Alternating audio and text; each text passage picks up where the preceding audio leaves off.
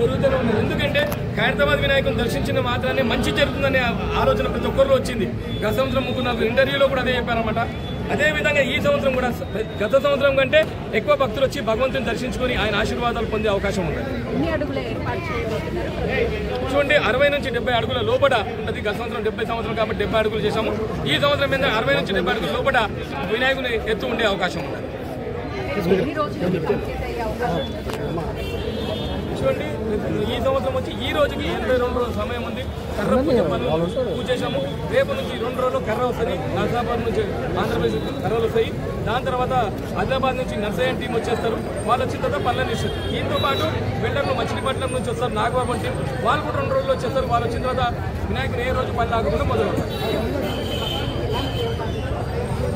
ఈ యొక్క భక్తుడు ఖైరతాబాద్లో ఎంటర్ అయ్యి దర్శించుకొని బయటికి వెళ్లే వరకు మరి సర్వేలెన్స్ ఏర్పాటు చేస్తాము. ముఖ్యంగా ఈ సైఫాబాద్ సెంట్రల్ జోన్ సిబ్బంది, అదేవిధంగా ముఖ్యంగా మన హైదరాబాద్ కమిషనర్ గారు సివి ఆనంద్ గారు, సెంట్రల్ జోన్ డీసీపీ గారు శిల్ప గారు, మరి అడిషనల్ డీసీపీ గారు, మన సైఫాబాద్ సిబ్బంది, ఖైరతాబాద్ సిబ్బంది అందరూ 24 గంటల అప్రమత్తంతో ఉండి ప్రజలు వచ్చే భక్తులకు ఎటువంటి ఇబ్బంది అసౌకర్యంగా కలగకుండా మనం ఏర్పాటు చేస్తాం.